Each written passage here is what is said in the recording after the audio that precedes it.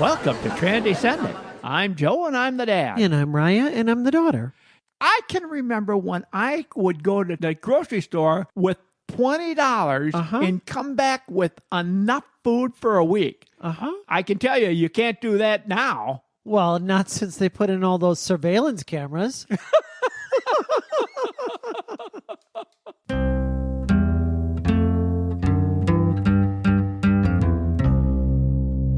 I was at an ally meeting a few weeks ago, and one of the people that was there said, I would really like to know a lot more about LGBTQ issues, but I feel like it would be rude to ask. And I don't know what's okay to ask and what's not okay to ask. I thought, what a perfect topic for us to talk about here. Sure. Because there certainly can be some questions that are exceptionally rude to ask.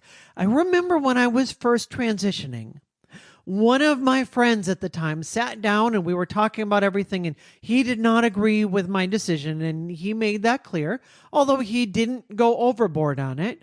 But we were talking a little bit about it, and he asked some questions. Like, I remember at one point he asked, so are you going to get the surgery? And then he said, wait a minute. I don't know that I want to know the answer. And I thought that was good. He should not have asked to begin with. Right. But he was smart enough to recognize that he really didn't want to know the answer.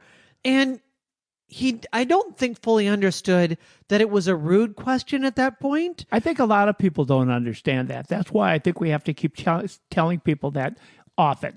Right. We always talk about, for transgender people, we don't go around asking you, hey, can you tell me about your genitals? Right. I did have this one person. Oh, my goodness. Oh, no. Deleted. Yeah. But I do feel like transgender people, by and large, get asked this quite frequently. And every one of us has stories of somebody that we can remember asking some inappropriate question. But yet, on the other hand, there are places where it's okay to ask questions. And how do you know when it's over the line? How do you know when you want to ask because you're genuinely curious? And sometimes I've seen some people that you can tell they want to ask more, but they're not asking. And it feels almost like they're being not engaged. And it feels almost rude that way of like, well, hey, I'm just trying to be a real person here, and I would like to get to know you in a way that is a little more authentic. So let's have some real conversations. Where do we draw that line? I don't know that it's super easy to do, but we've got some great principles that are going to help you figure out. Well, I can tell you that from my perspective, as a cisgender person, when you first came out, if you'll remember, I didn't really want to tell anybody. And when I did tell someone for the first time, their reaction was, oh, boy, oh, that's terrible. Wow, oh, I feel so bad for you, and all of those kinds of things. Well, I understood that at that time because I was just starting to feel as though I could share it with one person. I didn't want to tell anybody. But now I'm at the point where I'm so proud of it and so proud of what we're doing together here that I'm happy to tell people, yes, my daughter is transgender, or we're doing this podcast, or whatever it happens to be. And somebody coming back with that kind of response would offend me. No, what do you mean? I feel so bad for you. Why? Do you feel bad for me because I'm left-handed?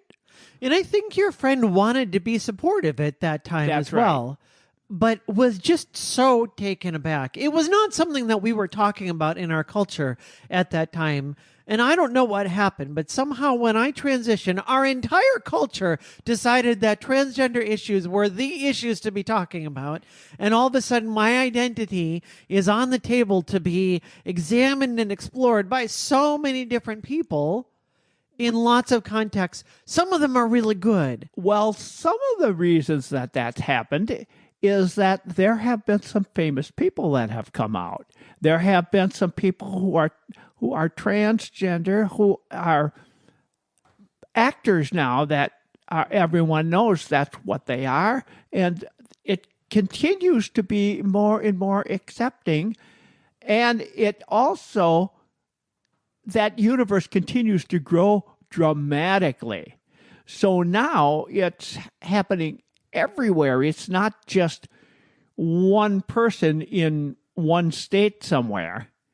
Think about in our state, a state of about 5, maybe 6 million people.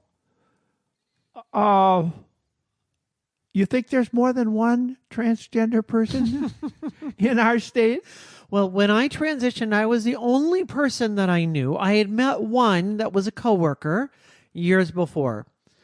Other than that, I didn't know any transgender people. I remember I had a roommate that his boss had transitioned, and so that was something, it was, 2 times removed from me. And your sister had someone who transitioned and came to the wedding.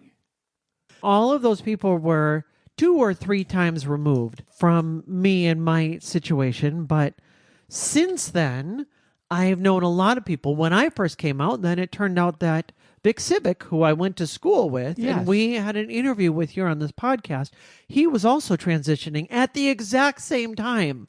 And I will sometimes joke that our little village is so small, we didn't want to throw off the demographics, so we just traded.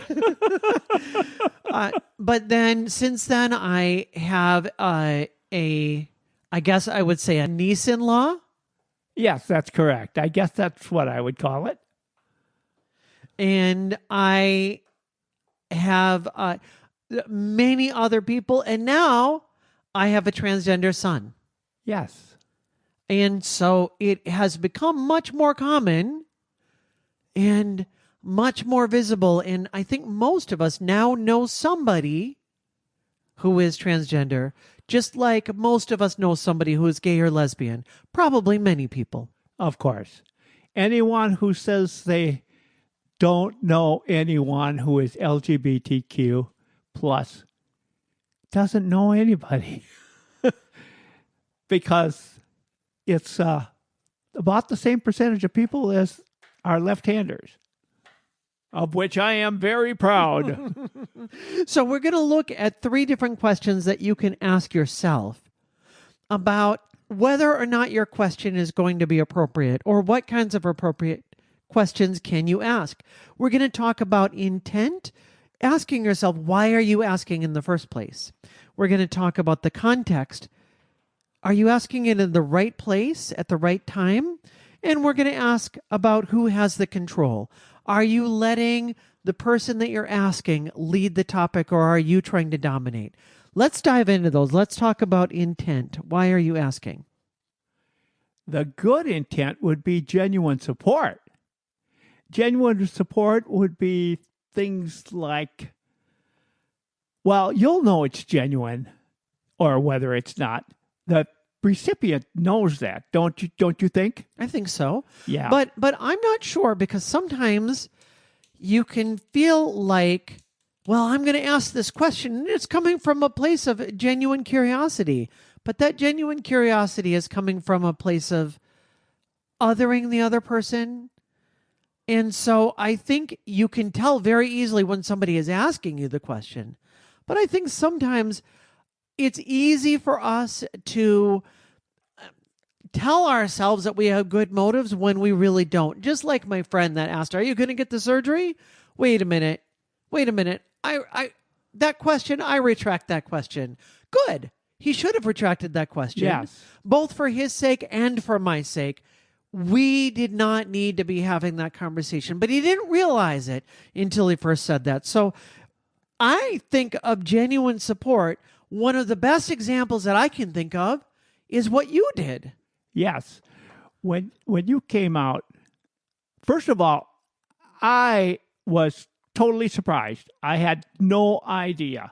I knew that we came over to your house, sat down together with you and your wife, our daughter-in-law, and you had something to tell us. I had no idea what it was. I thought maybe we were going to get a different house, or I had no idea what it was.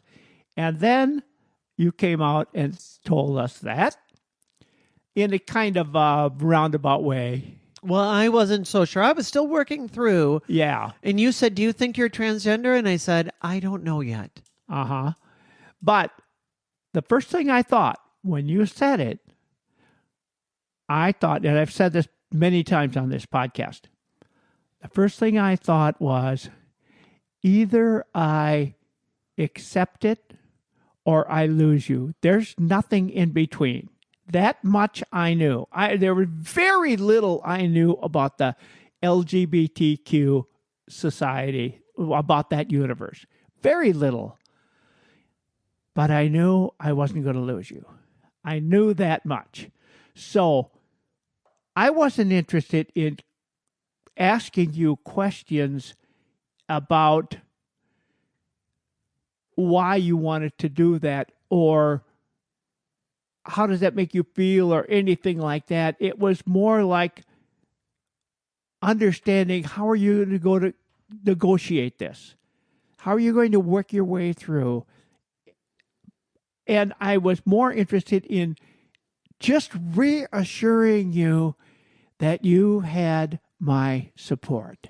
Do you remember what questions you had back then? I don't think you even had that many questions. I really. didn't. I didn't ask that many questions, but I wanted to know, I suppose, whether you were sure of this. I don't remember if I asked that. And I'm sure at the time that I would have said, I'm not sure. Right. I didn't know where this was looking, where it was coming, but I knew that I couldn't not talk about it anymore. Mm-hmm. It was a weight. It was a heavy weight. And you knew that I had something going on because you could see it. I was a black cloud. Right, you were. Yeah, you knew that I was pretty depressed, but you didn't know why it was. No. Most people did not know why. But when you heard the information, you came from a place of concern, of love, Yes. of genuine care and support. And that's what made the difference. I can tell you that it's absolutely true. I remember that very well. That without saying these exact words, everything I said was to make certain you understood I'm there for you. And I needed that. I Yeah. absolutely needed that. I can't imagine what it would have been like had I not had those words of assurance there. Now, I think Mom did have a few more questions. She did. Are you planning on presenting female? And I said, I don't know. I don't know how this is. I've never done this before. And that was very unique to me. You know, we say if you've met one trans person, you've met one trans person. And I am very rare among trans people that did not cross-dress before I transitioned. It was something that I felt like didn't match with who I was because I didn't think that I could pull it off was really what it, and I felt like if I couldn't pull it off, it was not the look and the feel and the vibe that I wanted to have. It would have made it harder for me. But I knew that I couldn't keep living that way. Now, I think that question was completely fine. That was not a question of, well, so are you going to go put on women's clothing and dance around in the streets of the village and have everyone... It was not any kind of a question that she was asking that was meant to taunt me or make me feel bad. She legitimately wanted to know, and it was clear that she was asking from a place of, how can I be supportive? How can I be a good ally? And I didn't say, how can I be supportive? I just wanted to assure you that I am supportive. I wanted to communicate that. I didn't ask, how can I be supportive? Because in my own mind, I just wanted to make sure you knew that's where I was at in the very beginning, even though I knew nothing about it. I thought that is the critical piece that's going to keep us together. And that meant everything to me. Let's talk about some of the poor questions or the bad questions that oftentimes get asked. And the reason that you can tell, you might think, well, this is coming from a genuine place. For instance, one question that you really should never ask a trans person is, how much do you make? I wish more people did not ask that one. Oh, I've seen some workplaces that have gotten way out of hand because people asked and answered that when they should have known better. Yes, that's right. But people will ask something like, "What is your real name?" Oh, We in the trans community will call that your dead name correct. because it is part of who we used to be. And you might feel like, well, this is coming from a place of genuinely trying to understand. But what it signals to a transgender person is, I don't see you as who you are right now. I see you as who you were beforehand. We don't ask that of anybody else when they've gone through a transition. So somebody goes through a work transition. Well, what did you used to do before this? I mean, it might come up in conversation, but we're not asking as one of the very first things, oh, you're here, you're working. Well, what did you do before this? What are you really? What's your profession really? Uh-huh. No, who you are is who you are choosing to be, and we treat people that way. And when one of your very first questions, or a question at all of what is your real name, what it signifies to that person is the real you is not the you that you are, that you've invested everything into and you've sacrificed things in order to be right now. Not all of the hoops that you've had to jump through to do this brave act of transitioning. No, the real you is the person that was beforehand. It is a single question. You are invalidating everything that has come up from there. Really, the idea is you are who you are presenting to me right now, and I accept you for who you are, and the name that you tell me is who I want to know you as. I know I had a trans friend that at one point showed me her license, and she had not gotten her license updated yet. Uh-huh. And I looked at it and I saw her name and I immediately tried to forget it. And thankfully I have forgotten it now. That was probably 8 years ago now. I did not want to know because I don't want to see her who she used to be beforehand. I want to see her as the her that she is. Sure. In truth. Those kinds of things, or anything asking about what I have in my pants, or anything asking about those kinds of before questions and trying to figure out the how transitioned really are you right now? Okay, that's coming from a place where you're judging me, asking, am I measuring up to your standard? I know most people that I know do not like to hear their dead name.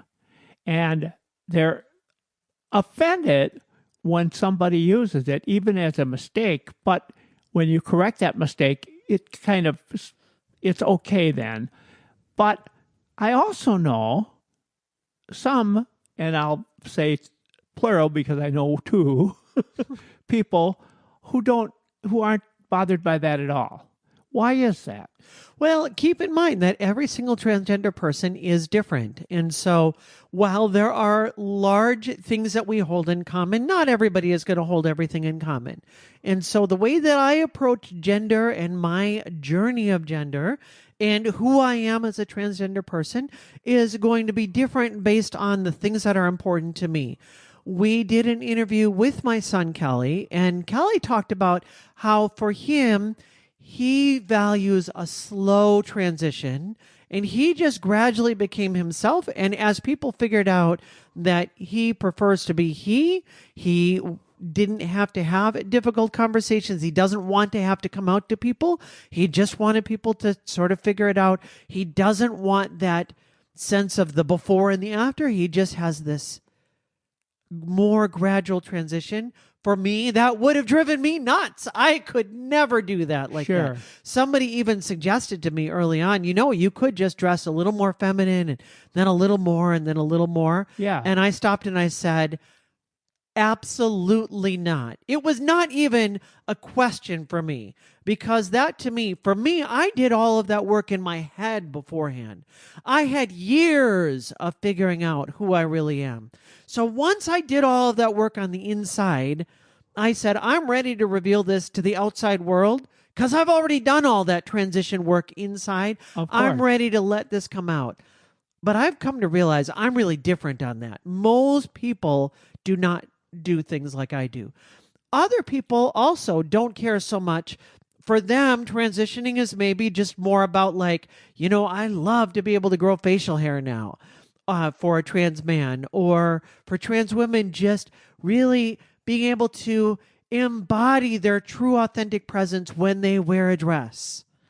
Now, wearing a dress does not make you a woman, but for some transgender people, for some transgender women, wearing a dress helps them to feel much, much more at home in their body. That has never been anything that's been a concern for me. I will wear a dress every now and then, and I feel good about when I do, but I don't do it very often. We have different needs, different desires, and the idea of a dead name or somebody accidentally misgendering you, some people, because of how they are concerned about their various issues, that's not as much of a concern. But a lot of times when somebody says, I don't care if somebody uses different pronouns for me, what I've discovered is that means they don't want to have a confrontation with you. That's what that really means. We're going to talk about 2 more ways that you can tell if your question is appropriate or not right after this. I'm Chuck Reynolds, and I started listening to Transcendent because Joe is my friend. I keep listening because I have friends, colleagues, and family members who are part of the LGBTQ community, and I want to better understand their struggles and perspectives. I have become a supporter because I believe Joe and Raya are truly helping to preserve relationships and save lives. Join me in supporting Transcendent. Just go to transcendent.com, click on support, and select the amount you'd like to give each month. It can be as little as $3, and you can cancel at any time. So let's talk about context. When and where it matters. There are appropriate contexts and inappropriate contexts. In a context, a private, established relationship would be like close friends, family members, people that you really have a connection with. Maybe some of your close working group, your working friends. Those people, the people who are really close to you, who are comfortable with you, the people you really hang out with, I guess. I think we all have friends that you could ask them a question that you couldn't ask anybody else. Yes. I had a close friend, unfortunately she's passed away now, but very close friend, that she was the kind of person that I know we could ask anything. You could ask about warts on your body. I mean, you could ask whatever it was, and we were fine. And she knew that she could ask me about, so what are you thinking about surgeries? And, hey, what are you thinking about? And how did things used to be? Because we established the context for that. We knew she had asked me enough questions, and I had asked her enough questions. And as we developed that trust, we knew what level of friendship that we had, and we knew that there was not really much that could be over the line for what we could ask. That's pretty rare to have a friendship like that. I don't know that I have any friends left quite like that any longer. But we have that relationship. You and I have that relationship. I'm not going to be asking about where you have warts. But yeah, I mean, there are always, in every relationship, there are things that you're going to feel comfortable asking and things that you don't feel comfortable asking. But those things that we're talking about, that you and I might be comfortable with talking about, I probably would not share with most people. Right. And when in doubt, too, this is where, especially when somebody is just transitioning, and this also applies to gay and lesbian people as well, or bisexual people, or other people in the LGBTQ plus community, but we're talking primarily about transgender issues because it is so much. When they're first transitioning or they're first coming out of the closet, do not assume that because you have a relationship that the context is naturally there. That's a very good point. I think we were a little surprised by that. We figured we would have a lot more context. And then both you and Mom and I had to learn we really need to relearn our context now. Some of the things that we've always taken for granted, we can't take for granted any longer. And we had to rebuild that. So I would say, especially if things are new, assume that the context is a little more inappropriate than it is appropriate and rebuild. Let it come back. So we talked about the close contacts and the people that matter, that are appropriate contacts for you. But let's look at the inappropriate contexts. That is pretty obvious too. In the workplace where they're casual coworkers, not very real close friends, but they're asking personal questions, that's not appropriate. Or in a public setting where others can overhear you, maybe at a restaurant, especially if you're in a small town in a restaurant where you know everyone and everyone knows you, and you're having those kinds of conversations. You wouldn't have those kinds of the same kinds of conversations you wouldn't have in a public situation about other things. Of course, just like if you're sitting in a restaurant or a coffee shop, you wouldn't say loudly to somebody, "So, has your sexually transmitted disease cleared up yet?" And that would be the same with transgender issues or orientation issues, any of these kinds of things. Be sensitive with that information. And also, keep in mind that the timing matters. So you don't want to bring up a conversation that's a difficult one during a stressful period or a major life event. At a funeral. Right? You're going through a difficult time and, hey, let me ask you about your transgender issues right now and how are you navigating things? Right. Inappropriate time. Wait for another time to ask about those things. Hey, I'd really like to understand a little bit. I'd like to understand transgender issues. No. I know I've had professional settings where personal questions have felt invasive versus times where we've established the intimacy, where we've established a better friendship. I've had work friends that did ask me questions that were completely appropriate because they took the time to make sure that I knew that I felt safe and that they knew that I knew that they were an ally. And when you became fully transitioned at work and you came out and you made an announcement, then you said what you wanted to say, and you didn't expect people to come back and ask you questions. That would be something for you that would be uncomfortable. Did you have anyone do that? I can't think of any. I No, can't but either. I'm sure it probably did, but they become minor and they kind of become water under the bridge. But if I would have had a major one, I can absolutely tell you I would have remembered it. So I'm grateful that the people that were around had enough common sense to know not to say some of those things. I guess the main thing would be let that person lead the conversation. That's right. And that brings us to our third point here, that when in doubt, they are the one, your LGBTQ plus loved one, is the one that is in the sensitive position. Right. We're the ones that have something to lose if the conversation goes wrong. And so when in doubt, just back up and say, hey, I want to be respectful here. And so, hey, would it be okay if I ask you some questions right now, or should I wait? Should I hold off? And let them be in the driver's seat. Yes, exactly. Let them lead the conversation.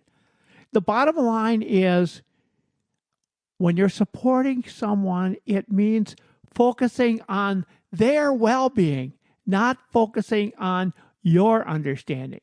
So I tried to do that with you. It was always about our connection together, not about, well, teach me a little more. I need to understand some more about this. That wasn't the time to do that. Right. And we will oftentimes say that the marginalized person is not responsible for educating other people. You could think of it this way. Imagine that you have a sensitive issue in any other part of your life. Maybe something has gone wrong in your job or your professional life. Maybe something has gone wrong in your romantic life or your family life. Maybe you've got a health issue.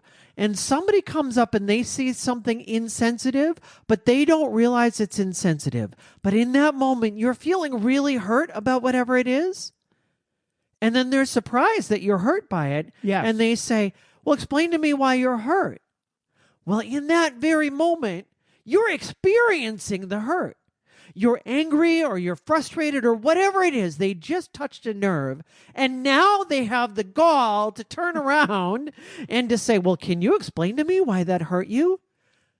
When you're feeling hurt, if you know a time where you've been feeling hurt by something that somebody said, you know the reaction is, shut up, right? But there's times where those of us in the community will make ourselves available and say, I'm willing to answer questions right now. Ask me whatever. Ask me the questions that maybe at other times would seem inappropriate. Great. Perfect. There's lots of places that you can go to. You can come to this podcast and send us questions. You can Google online. You can go find YouTube videos. There are lots and lots of ways that you can educate yourself. So taking the back seat and saying to your LGBTQ plus loved one, I'm going to let you lead in this, and I'm not going to expect you to have to be the one to teach me everything. I'm going to go and do some of the work on my own. That really shows a lot of love and respect, and it's a great way to communicate that that person really matters to you. I would say that as an affirming ally, I think my intention to be supportive matters.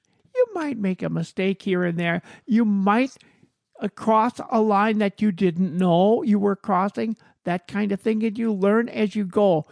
But the main thing is you are continually learning to do it better, to keep that relationship very close. The more you interact, the more you continue to support this person, the closer you both get. But that doesn't mean that it's the only thing. Pay very close attention to how your LGBTQ plus loved one is asking for things from you. How are they leading in the conversation? Because they may be saying some things like, I understand that you have good intentions. I believe your intentions, but I really need you to try harder to get my pronouns right. I really need you to try harder to get my name right. And what they're really asking for is, I really want you to see me as I am right now and not who I used to be. I really want to be out of that old category, because that old category, I hated that old category. Yeah. And every time you screw up and put me back into that old category, you're reminding me that you see me in the old category, and I've fought so hard to be in this new category. So, yes, intentions matter, but do your best to be sensitive to those other needs, and don't justify yourself of, well, I have good intentions, so everything is fine. I think if there's one takeaway from this, it's that, yes, intentions are where we start, but it's not where we end up. That's right. Well said. Well said, Raya. And so let's sum up here. As we're considering questions, there's no perfect answer. There's no one size fits all. But as we're considering our questions, we're thinking about our intent, we're thinking about the context, and we're thinking about control. Who has the control? And when in doubt, ask respectfully. Hey, I have a question that I'd like to ask, but I'm not sure if it's appropriate or not. May I ask you first if this question is appropriate? And if it's not, please feel free not to answer. But I don't want to not ask because I thought it was not inappropriate, or I thought it might be inappropriate, and now I'm not engaging with you in a way that maybe you would prefer that I engage with you. Is it all right if I ask this question? And if you come in that tentative way, I think most people are going to say, hey, sure, absolutely. Go ahead and ask me that question. Sure. And I'll tell you if it's over the line. I'll tell you if it's over the line. That way you're showing your sincerity.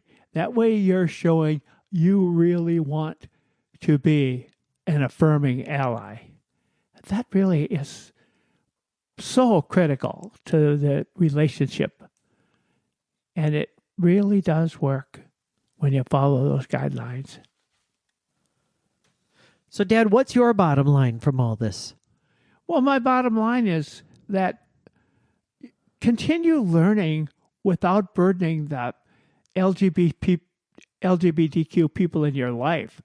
Don't think that you have to go to them for all of the answers, but there's a lot of learning you can do. This podcast is clearly one of those things that continues to do the job with our 3 years and over 150 podcasts out there.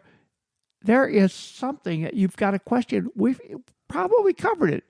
And if we haven't, we want you to email us and at trendescendant@gmail.com and ask that question, and we'll address it on the air. And if you'd like to help out the podcast, one of the best things that you can do for us by far is to share this with somebody else. It really means a lot to that person, and it means a lot to us. It helps to grow this podcast and to get the word out even more so. We're grateful to have you coming back week after week and listening to the positive message that we're trying to bring. If you agree with us, if you have a question, or if you have a disagreement, we'd love to hear from you. And with that, We'll see you Monday.